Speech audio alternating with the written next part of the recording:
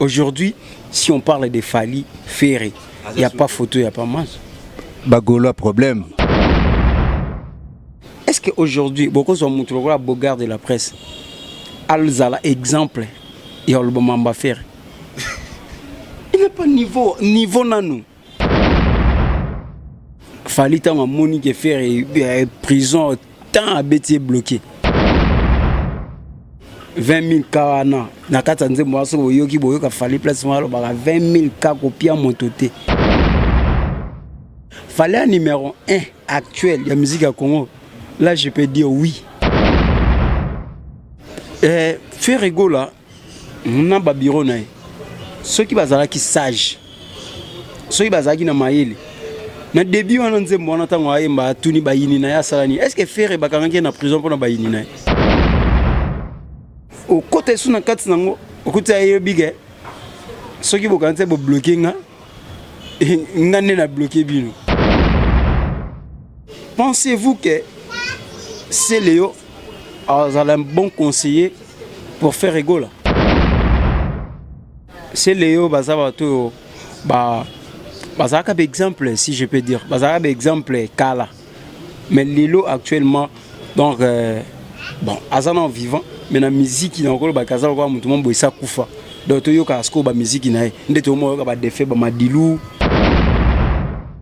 ba bokechu ba Denis Lesi ba Seleyo ba tout mambo lokola mko ba kanga YouTube na ebité so ba sa suni.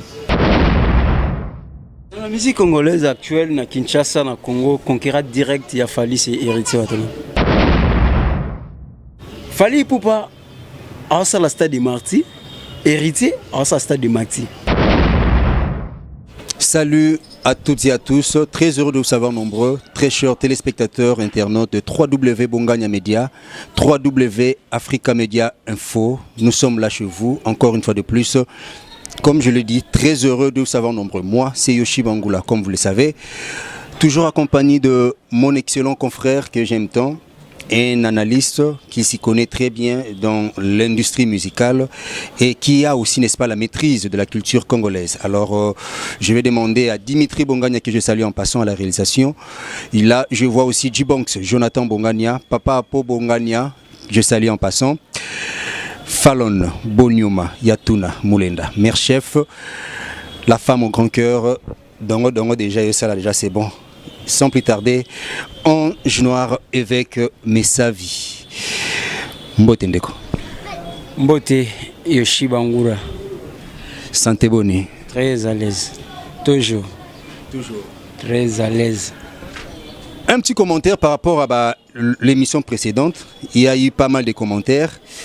Tu parlais sur la musique congolaise. Est-ce que la musique congolaise, Jacques Matato et Sali Régression?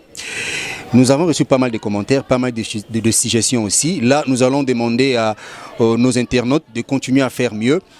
Abonnez-vous massivement sur nos chaînes www Bongania Media, www Africa Media Info. Likez, partagez l'émission, partagez les vidéos. Kata partie OSP Licio, mettez dans vos statuts comme vous voulez. Faites vos commentaires, vos suggestions. Oui, comme il a dit déjà, réaction par rapport à l'émission précédente et commentaire par rapport à l'intervention, analyse. Tu as été félicité, hein, Ange Noir, et na kangi commentaire yandekomoko à lobby au colis. Je ne sais pas, un mot placé par rapport à commentaire et puis réaction à plutôt passer à deuxième sujet nabiso. Bon, je vais dire juste merci.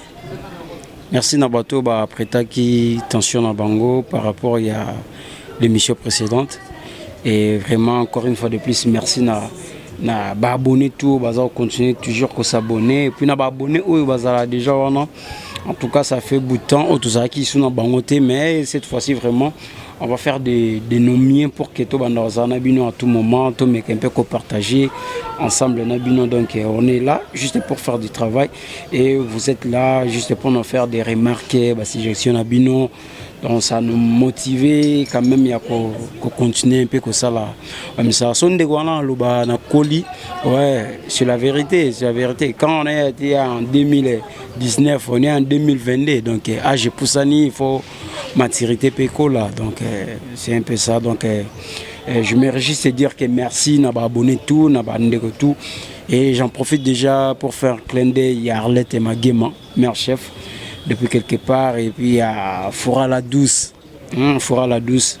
Je te porte toujours au cœur quand je dis. Et donc merci vraiment. Ange Noir au colis. Il y a une chose. Biscuit, hein? Biscuit. Il y a une chose. Et c'est là qui est hors micro. Maintenant, j'aimerais que ça a vraiment un micro. Je continue à le dire. Loin de moi l'idée de la polémique. Mais ce ne sont que deux questions au Petozouaka. Et surtout, Martela qui a par rapport à l'intervention dans l'émission précédente. Ange Noir, Coco, la Obalobi, ils ont remarqué en toi quelqu'un transformé, dans le sens que Moutazala qui, à chaque fois qu'on lui pose une question, a prêt à clasher.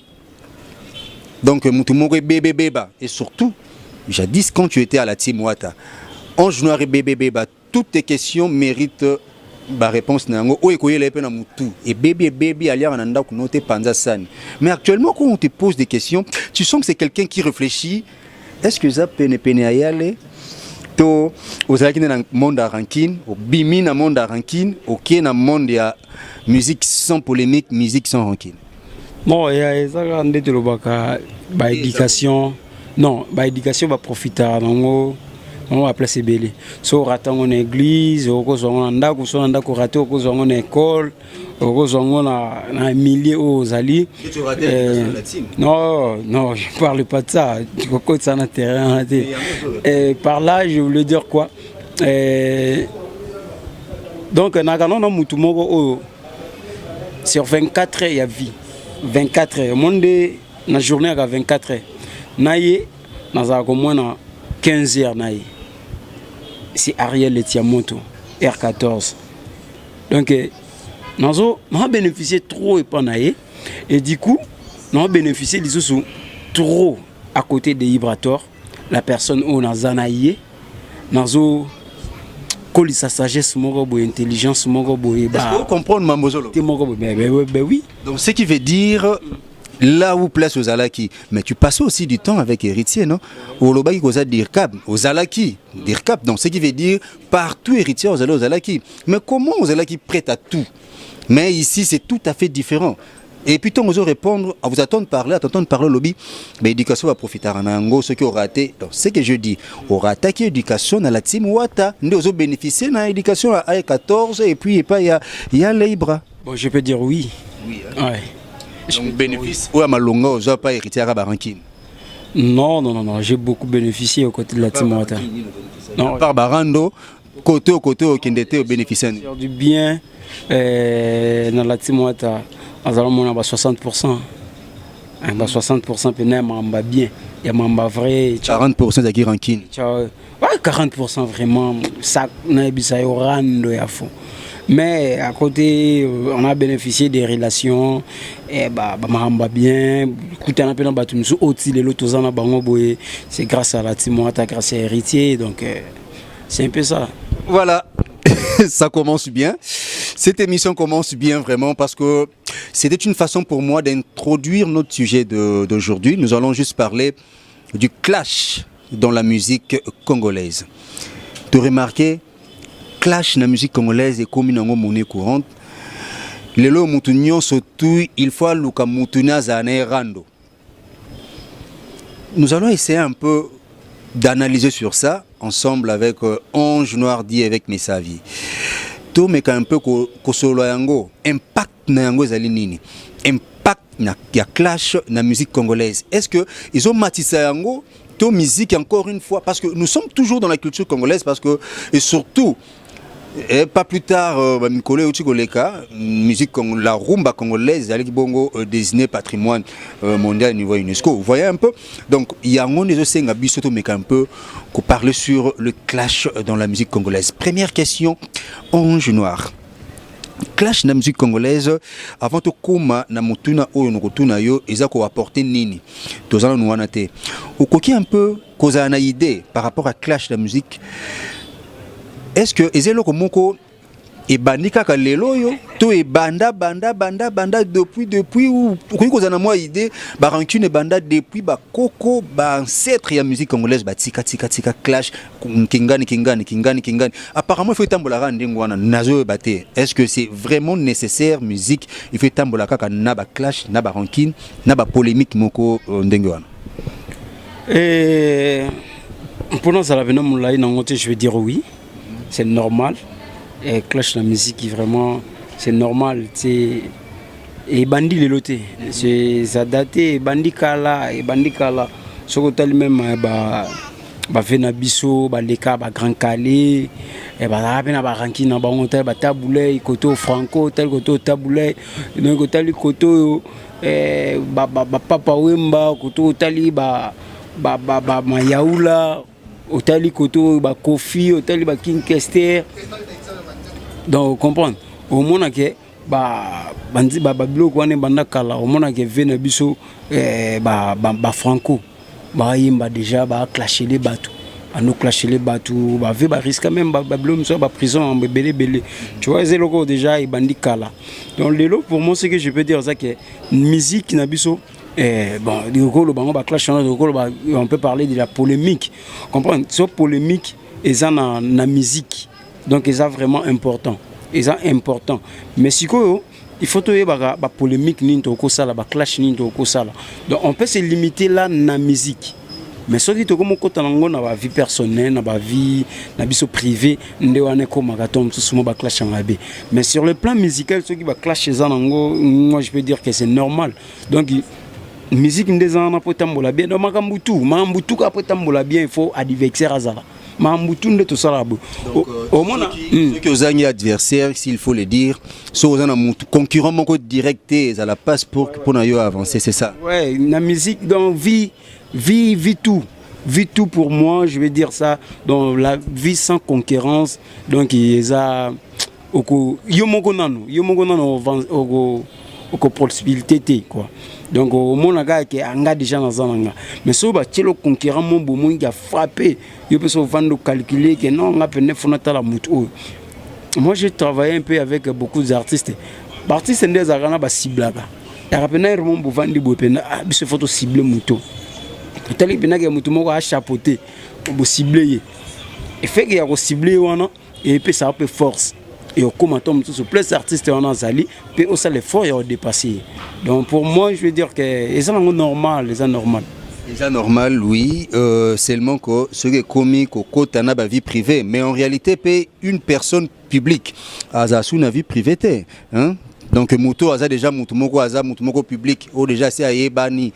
Hein, personnalité à télé, biso vie privée en tout cas dans la moi passe pour un robot parce que tu es bien go. Non, batu baluba bongo mais ça bongo té. OK. Par rapport à analyse dans la salle étude dans la salle, non tala que ce qui to yebani. Nde baluba que ce qui to yebani to relation dans la vie privée té to na vie privée. Donc to kota na ba parler na biso batu baraté. Donc to vanda na ba lifanto na biso na basi na biso batu baraté. To kota na ba chambre na basi na biso batu baraté. Donc ça va vie privée. Et ngolo baté que ce qui comme une personne publique, vous êtes sur la vie privée. En dehors de M. Kofi Olomide, Azam M. Antoine Agoué n'a pas l'aîné.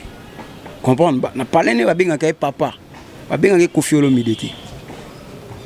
Didiston va bien Kofi Olomide. Va bien papa. Donc cela veut dire que vie privée zali. Et ça, si on a un moment où tu commences à vie na biso comment étaler pourquoi et comment on est abota combien. Azan abana combien, abala wapi, asala boy. Mais en dehors de ça. Bah vie privée pendezali ça pena privé OK c'est pas important tom tusu ngaboyi ba maman ngai c'est pas important tom suboyi ba moi ngai c'est pas. Je vais donner un exemple. Le king of the king Michael Jackson na iba ba na de son vivant personne na iba moi siné tu vois et ça ka ke biso monde to linga ko étaler ba vie na biso. Si on passe à la télé, peut-être si tu es un artiste et musicien, parler de la musique. Un exemple court, on a encore le Bakena, Bissonan, na Kinshasa, na Congo.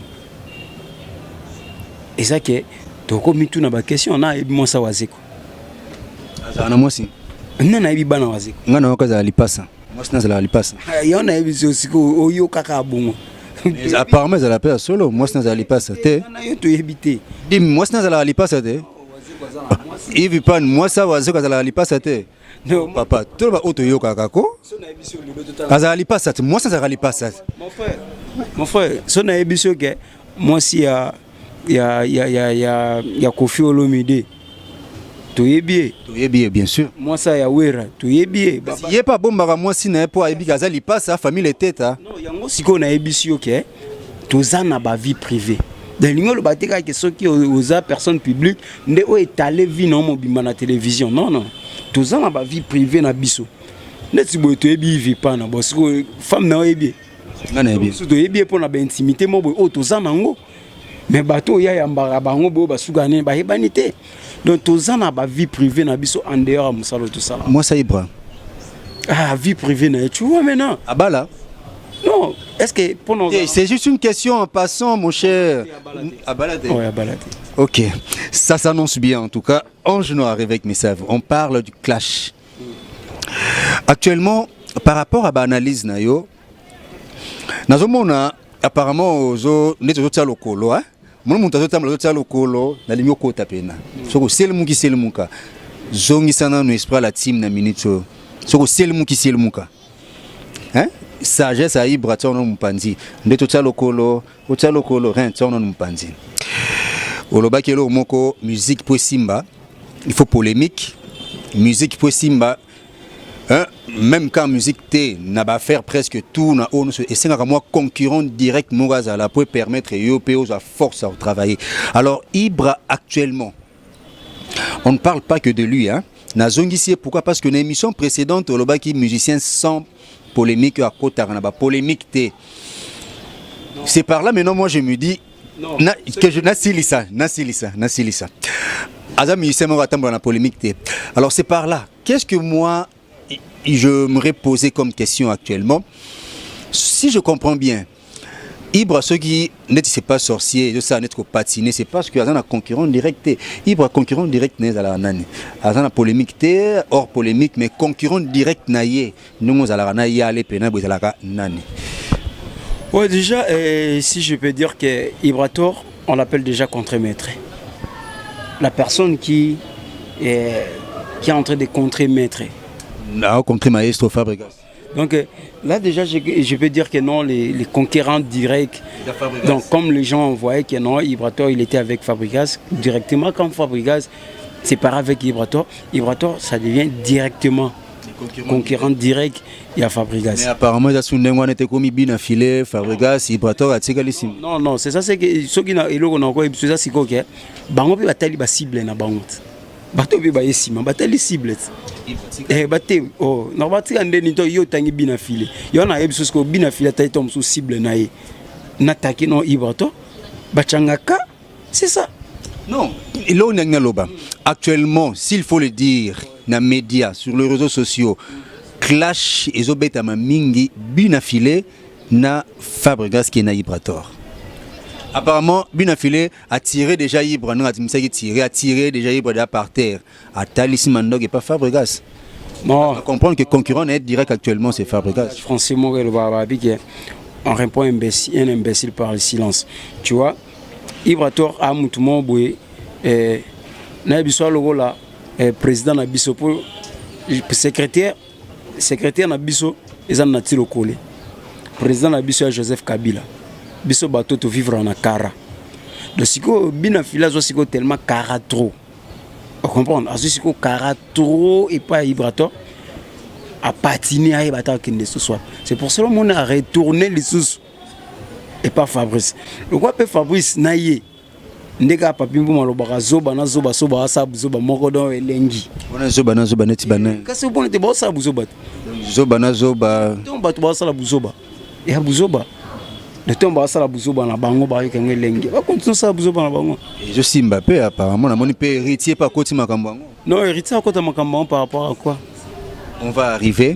Nazo bimisa nyonso oeza na poche na yo na baki lelo rotia lokolo au ko glisser. Donc actuellement on parle toujours du clash. Récemment Fally Poupa Aigle azobeta martyr déjà le 29 octobre.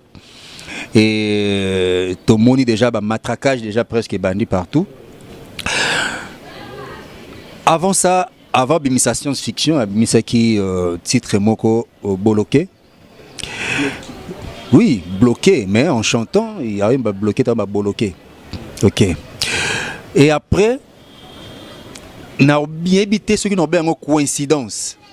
N'a évité ceux qui fallait, à qui n'a idée, à qui n'a projet depuis longtemps, bandozo a tenté, tant à bimisa, ceux qui pèsent à coïncidence, ceux qui pèsent tant à manquer dans la ndengwana, faire égaux la chair de poule, à qui n'a prison par rapport à ma cambre, à moi, à ebi. Et du coup, faire égaux la bimi, à si peine na bimi, beti a beti nzembo na liberté, hein? Na liberté, à l'obit loko moko bokanisa ki bo bloquer ngai nzoka ngai ne na bloquer bino. Essayez un peu de réfléchir sur ça. En tant qu'analyste, je t'ai toujours posé une question dans le sens que aux arana eux moko artistique, parce que moi la bien encore artiste c'est batelu ba comprendre raté. Aux arana eux moko artistique et puis tu maîtrises mieux ces mondes. On maîtrisera tellement l'industrie musicale très bien. D'après eux, est-ce que ils allaient qui intentionnellement Ferré fallait pour pas abimisa bloqué au moment où Ferrégol était arrêté, ou bien c'était juste une coïncidence et puis Ferré sans contrôle d'après moi que l'inga vu qu'un concurrent n'a dit qu'elle est pas à répliquer à Zongi ici à répondre na Nzemonaye liberté. Ange noir évêque Misavi, Lilo Bagno est placé par rapport à ça. Non, c'est pas au hasard. Okay. Et c'est le moment que Vandaki Boué. Non. Non. Non. Et ça au hasard. Fali, même Lilo, faire retomber sur ce bon syndicat, mon pandi. Ah, mais par rapport à la musique, n'est-ce pas? Faire un syndicat. Non, mais. C'est quoi, on a retrouvé? Il y a Fongola chat. Fongola chat. Tu as retrouvé? On répond, comment ça en est bien. C'est le colo d'endate, c'est le colo. Naye bien, c'est le bien. Narbosa n'a qu'à entre parenthèses, bon rappeler ngai. Faire rigoler bah côté mon pandi, mais tu éviter n'a pas faire mon pandi. On continue. Ok. Et faire concurrent direct naye, c'était Fali. C'était. Oui, c'est Fali. Non, c'était. Bah révélation, il y a Beta Bilo. Non, mais je te dis. Beta. Aujourd'hui, si on parle de Fali, Ferré, il n'y a pas photo, il n'y a pas match. Bagolo problème. Non, on ne doit pas passer à la télévision pour qu'on finisse à battre. Est-ce qu'aujourd'hui, on a minimisé, on a fait comprendre le comment, on a fait comprendre que le monde a bagolo. Est-ce qu'aujourd'hui, beaucoup sont montrés la bogard de la presse, Alzala exemple, et on va faire. Il n'y a pas de niveau dans nous. Mais je te dis. Ange noir. Je te dis. On avance. Tout ce bureau a fallu, tout ce bureau a fait. J'avais un ami au Nazara, ça a capé à faire Tracy Elisa. Je l'appréciais beaucoup. Mais apparemment, ils ont rendu balouake. Maman là, monsieur Bouchango place à Mboumé Pola. Il y a sauvé Poli non. C'est ça, c'est ce qui manque chez Ferré. Aujourd'hui, on ne peut pas parler de Ferré avec Fali, non. Trop écart, ça. Écart, ça. Donc, revenons par rapport, il y a Makambu, il y a Nino Lobaki, il y a Nzembo, entre liberté et bloqué. Donc, c'est direct. Fali, tant à Monique Ferré, prison, tant à Bétier bloqué. Et bloqué, on a qu'il n'a été. Il faut voir Nzembo bien. Fallait pimer là-bas même de 20 ans. 20 000 cas na kata Nzembo aso yoki boyoka fallait place moi 20 000 cas copia montoté. On est 20 000 cas na moni batu bavandi na ba palais.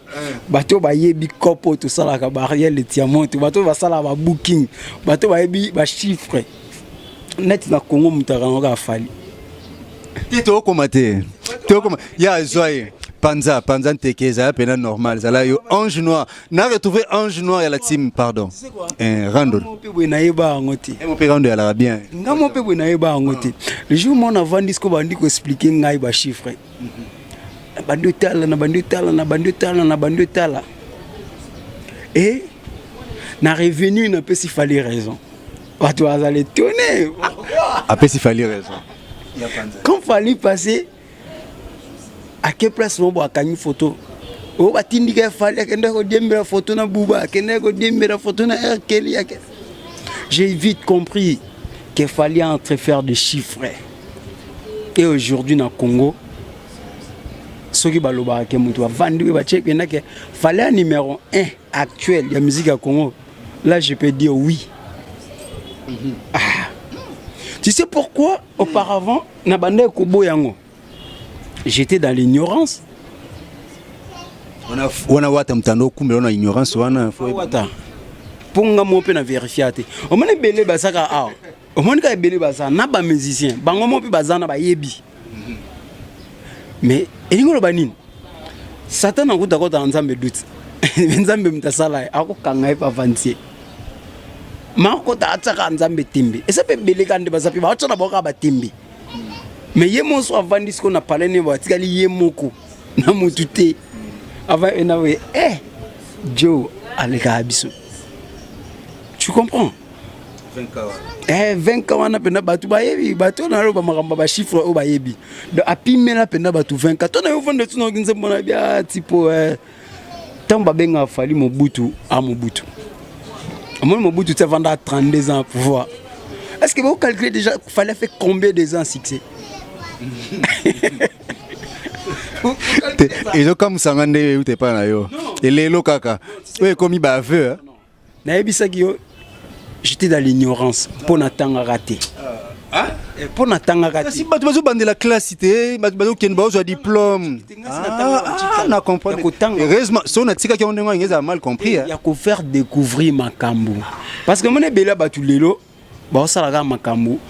Au moins et bon net ba pasteur rebelle pe na ba frère rebelle ba na l'église même la Bible matanga ngote on était dans l'ignorance ya ko meka mpe ko yibate nini o ezaka na source ya ma musique là donc non pengle mo le moment rapide. OK. Il y a aujourd'hui les gens me posent tant de questions que tu es avec Ibrator a fait c'est pas sorcier. Et Zoyo Kanate, Morné, Nengebio, et Boité. Mais si on a vendu, on sait pas un chiffre au dessus ça. De na vendu, on se bat, on se bat, bête, on va matongia et belé, on va cassavubu, on bête, on va matete, mais on va chiffrer. Mais Ibrato, toi, on va chiffrer. Au Vandake, tout damé. La musique est tout sali. Donc c'est important. Par rapport à la liberté, on a bloqué. On a enlevé le manque au hasard que fallait abîmer neka que écoute peu fierté avant faire dans la prison fallait ça bloquer tant on faire à côté prison fallait ça bloquer. Il a dit directement à faire rigolo et puis ezaka wanate fallait percer à lobby na baté belé fallait na place na lobby alinga baté ba double discours té on a ciblé nan. On a déjà ciblé directement à Fabrigas. Ya Fongola. Nandeni. Fabrigas me dit le discours. Oui, bien sûr. Mais je vais te donner un exemple. OK. Tant ayaga aroma basermo be mumpe. Alega a clashé la Fali. Azonga ka senga pardon. Chez Papi Mboma. Il a ignoré Fali. On aura hérité vient nangai. Mais Lelo, il fait guerre avec héritier. Et bien filé, il était les chouchous. Mais aujourd'hui, donc on a un double discours. Nakatana oyoka fallait habiter un double discours bloqué. Ba hypocrite bloqué. Oh ba aîné. Ba aîné wana ngai apparemment, je ne sais pas, apparemment il y a une différence de compréhension.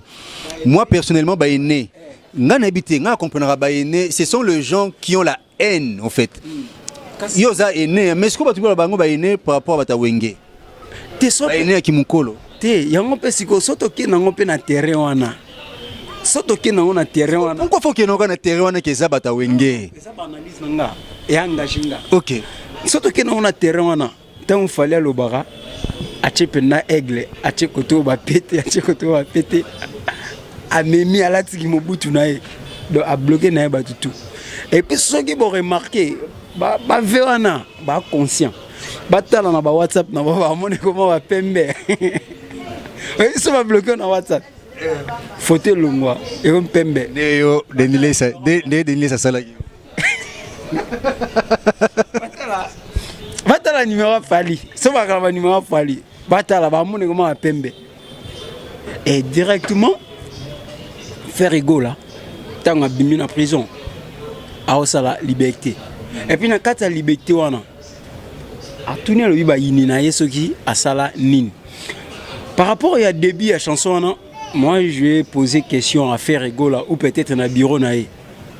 Faire ego là. Les bogards de la presse. Ah, les bogards de la presse que tu es dans Marambo, que tu as été. Que tu es dans Marambo, tu es sur la Marambo et Zabou, que tu as été. Non, non, non. Faire ego là, on a un bureau. Ceux qui sont qui sage, ceux qui sont qui na maïli. Na début on a dit bon on attend aïe mba tuni bayini na ya salani. Est-ce que faire ego quand on est en prison pour na bayini na? Na répondre te apparemment na buzo moko. OK. Pour la tia kota prison. Et ça répond na bayini na été.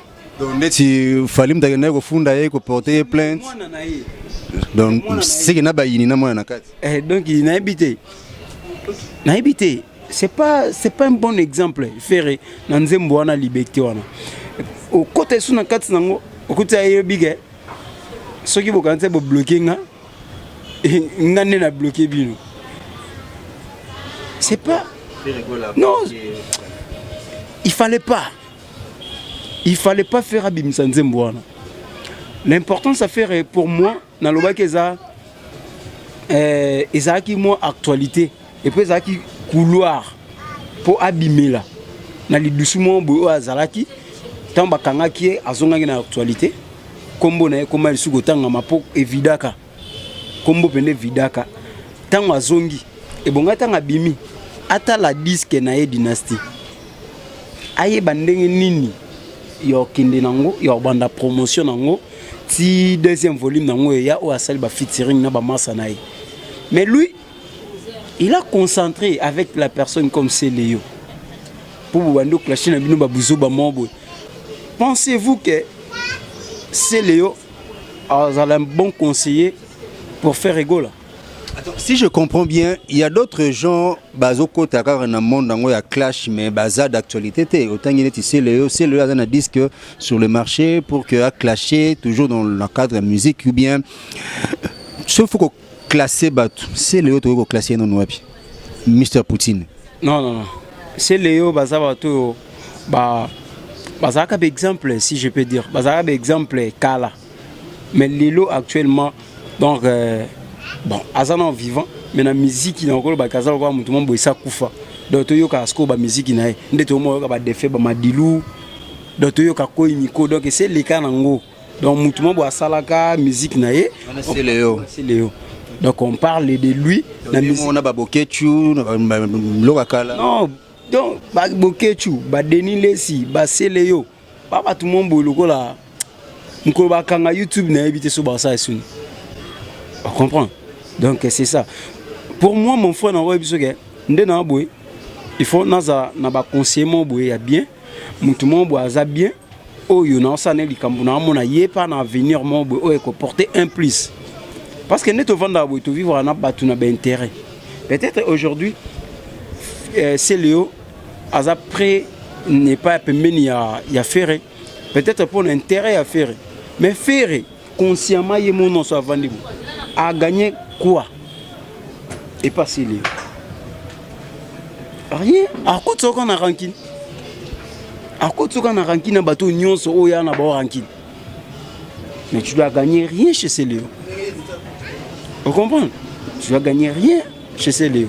Mais non, et là au moins ko lobaki awa na lobaki to bomba yango na ke ko kundola yango siko lobi actuellement faire ego là aza sous concurrent direct il y a Falité faire ego là aza déjà Mathieu Mpanzi selon ba analyse na yo mais na rotala pe zo mwana neti d'après yo siko actuellement qui est le concurrent direct il y a Fali pour pas Aigle dans la musique congolaise. Dans la musique congolaise actuelle na Kinshasa na Congo concurrent direct il y a Fali c'est Héritier Watanabe.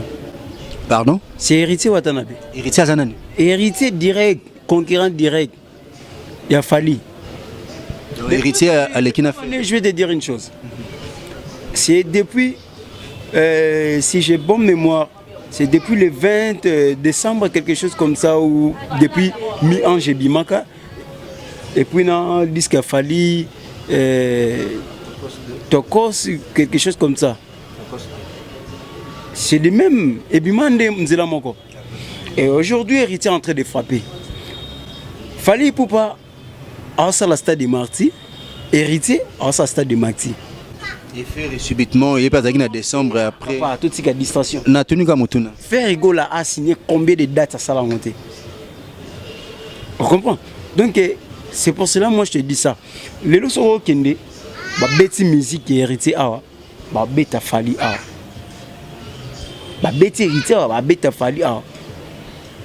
Ba tu koto ba take bo fali sali bo héritier sala bo héritier sali bo fali sala bo. Donc c'est un peu ça.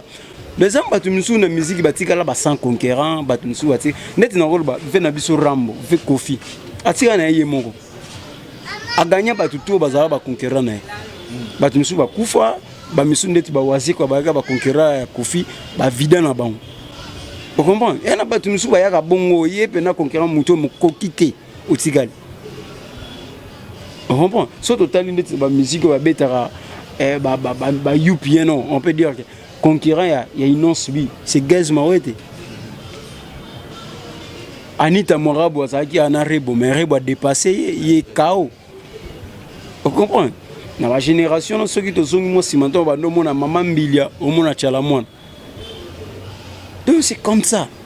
Jibe pianato au monde à Weranson. Oui, donc Adolphe Azagnana. Eh, Papa Zagi, donc Papa Zagi c'est le là-bas. Bah tout le monde va y avoir Diembera. On comprend? Donc c'est un peu ça. Bah tout le monde va y avoir Diembera kakawana bon. Donc il fait comparer faire Fali bon. Pour moi, je peux dire que non, il n'y a pas photo. Donc, si je comprends bien actuellement, concurrent direct de Fali Poupa, selon l'analyse à Ange Noir, là, ça n'engage que toi. C'est Héritier Watanabe Goga, la Poulga. Une chose, un mot ça. Jean Malouba Papa. C'était concurrent Swana et Zaka Nailo Mongo.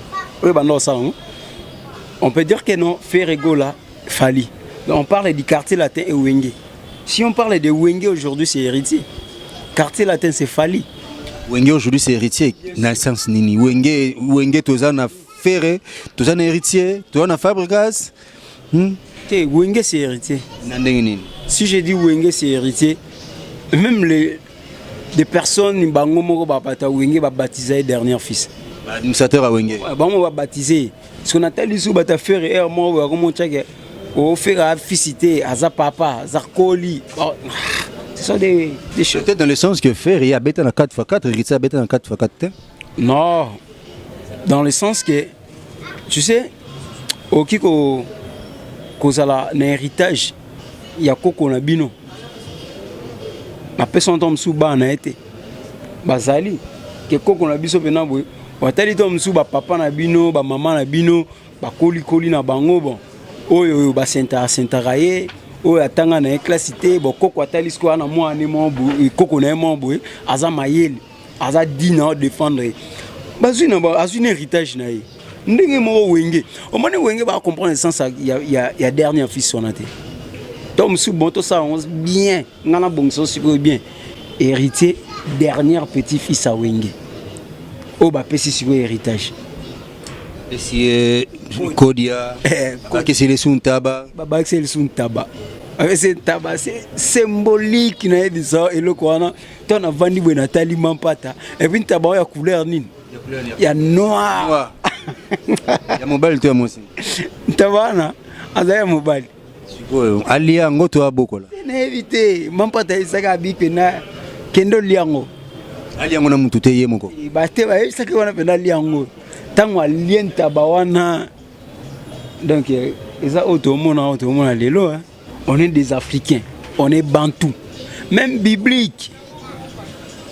Nzamba ebisi Abraham, pesanga mbeka ya mwana na yo Isaac.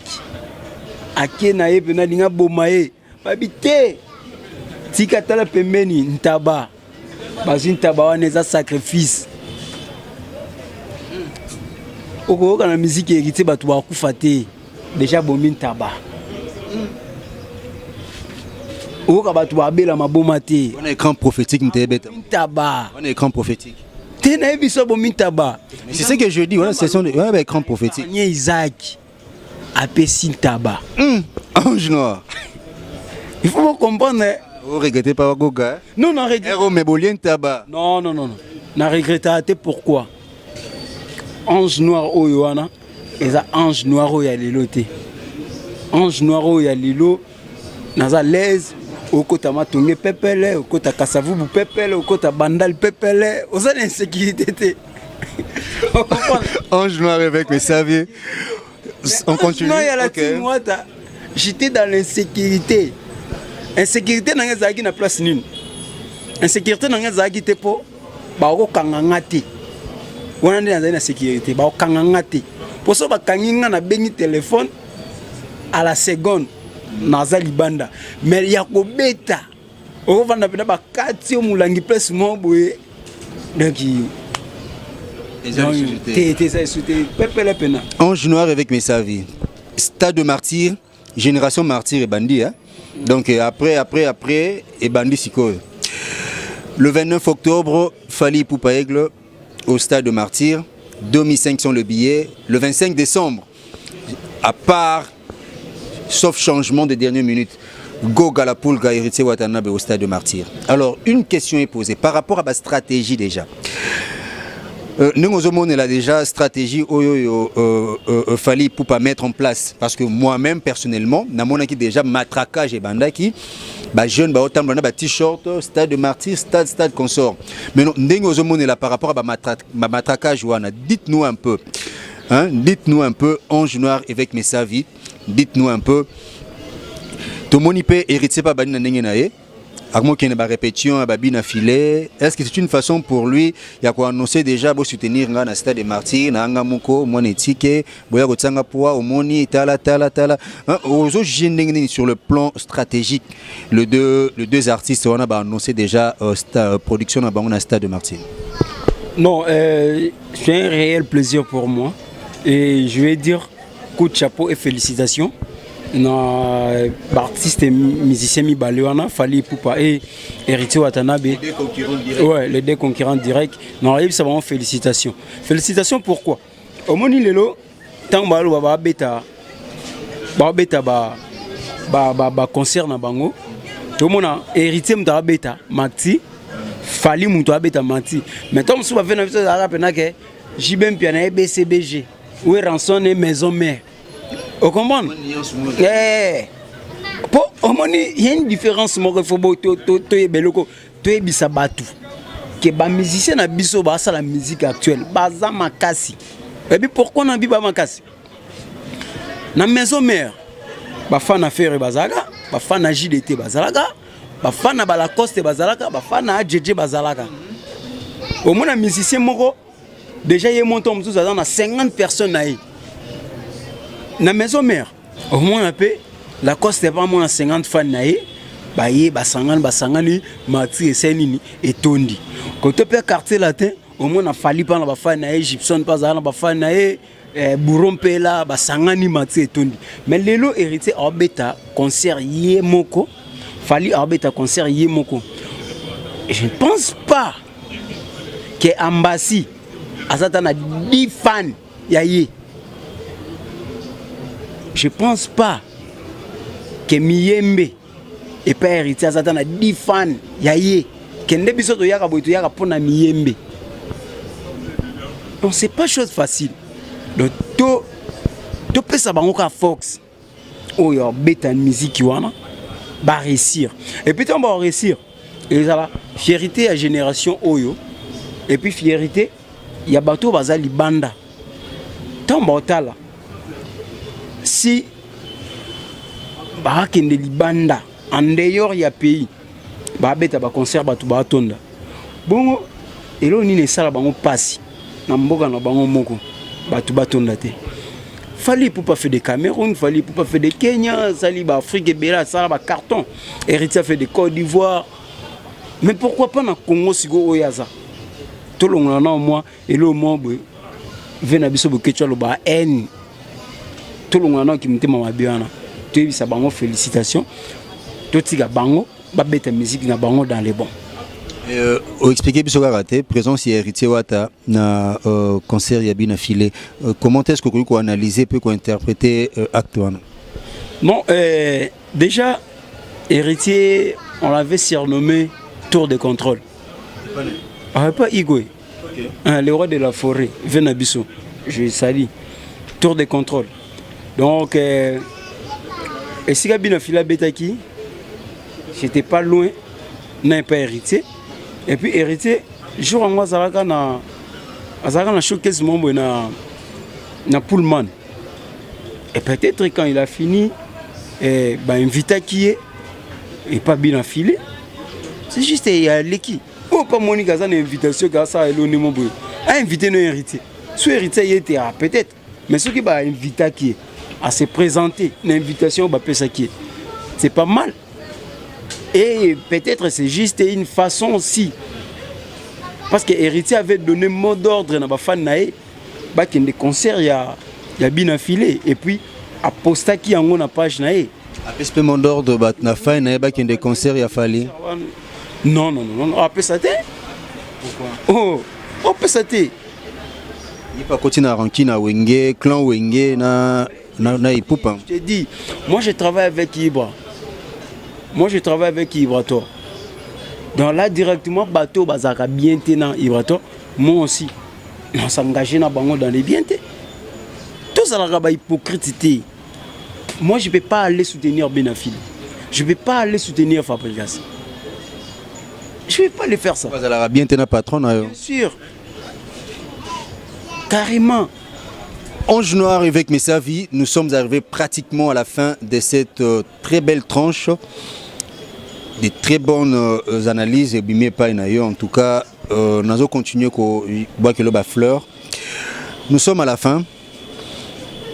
Mot de la fin par rapport à l'émission à l'élo et puis dédicace kobo sana Ivi Pante Mambote et pas ya bandeko nous au boka qui déjà Ivi Pan ye mikolo na lukaye photo sala ya que na trop kota ba prophète ba pasteur si on a un lokola Martin Fayoulou c'est pas prophète dans Arzana mikolo to betani ba blomo ba to pe ba landa na do na faire comprendre gars que ba to makambo ba lo ba pas Ivi Pan wana misu ba yeba ate na ko éclaircir bango kaka.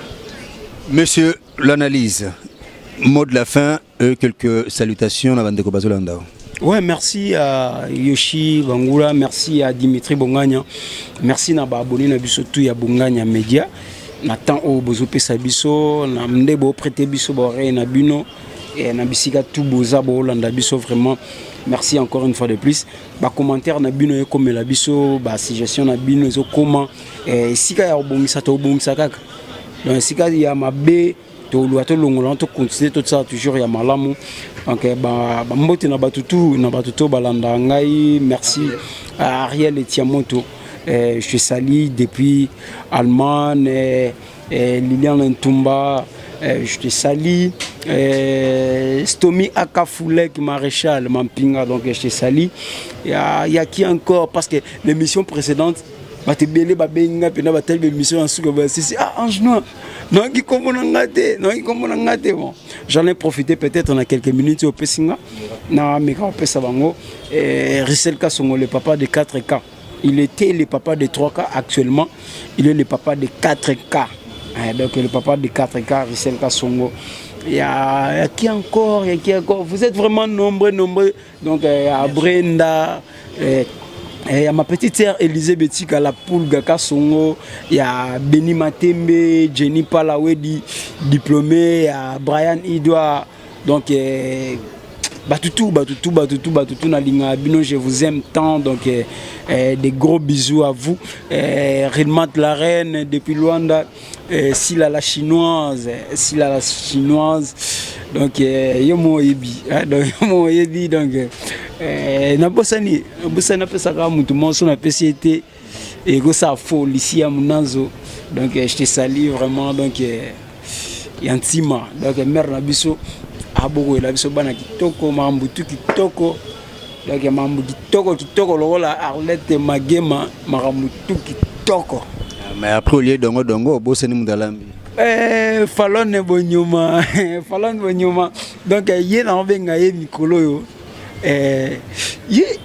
Falon Bonyuma. Non, le kilo. Peut-être à la prochaine émission, on peut sa vrai sens naïe. Vrai sens naïe. Non, Ezali. Vrai sens naïe. Vrai sens naïe. Et alors, la soda, si formation qui bomango. Bako c'est ce qu'on a quand charge. Donc, Falon Bonyuma. Ange Noir, c'était un plaisir. Sur le plateau. Merci en tout cas, l'intelligence et sagesse nayo, pour répondre à la question nyoso sans complexe, sans discrimination et puis sans kobanga. Sans rancune. Et lesquels déjà. Ange Noir, c'était un plaisir comme je l'ai dit. Merci à Dimitri Bongani à la réalisation. Merci à tout le personnel, il y a Bongania Média et merci à vous, très chers téléspectateurs, très chers internautes. Africa Media Info, continuez de vous abonner massivement, likez, partagez des vidéos et pourquoi pas vos suggestions, remarques. Nos numéros sont affichés, écrivez-nous. Bopé Sabi sur la remarque Nabino Tozaliwana. Moi je dis un grand merci ou un big salut à Junior Manitou, Monsieur Grenoble. Le 10 octobre déjà, Biloko Zoya, Junior Manitou, Monsieur Grenoble. Le 10 octobre, atterrissage, arrivage à Biloko Papa Nini Sobosen. Non, pour finir, pardon vraiment, on est déjà désannoncé. Mais j'en profite de... Sorry. Donc, j'ignore ma vous maison Schengen, TV, Fabrice qui tend vous parking à Badjogo. Donc, Taboche le père qui est W Kula, le Vienganga, Kalouji ministre à Rankin. Donc, tous les contre-maîtres, il y a bien un salut à Nabino. Merci, je reprends le micro. Kata micro à Ange Noir Malamoko. Moi je dis, comme je le disais, salutations à Junior Manitou, Monsieur Grenoble le 10 octobre. À ma maman, Junior Mavungo aussi, une maison Schengen, salutations à vous. Et à Maman Elombel, depuis Angleterre, Dimitri Bongania, Yanga no problème nini. Et qu'on a vraiment ingrat et irreconnaissant si je ne saluais pas celle qu'on appelle FBY Falon Bonyoma Yatuna Mulenda. Kala mingi tie moko changer kombwango Falon Bonyoma Yatuna Mulenda, là où repose le cœur de quelqu'un. Mama Dongo Dongo. Yoshi Bangola, ciao, à la prochaine. Bye bye.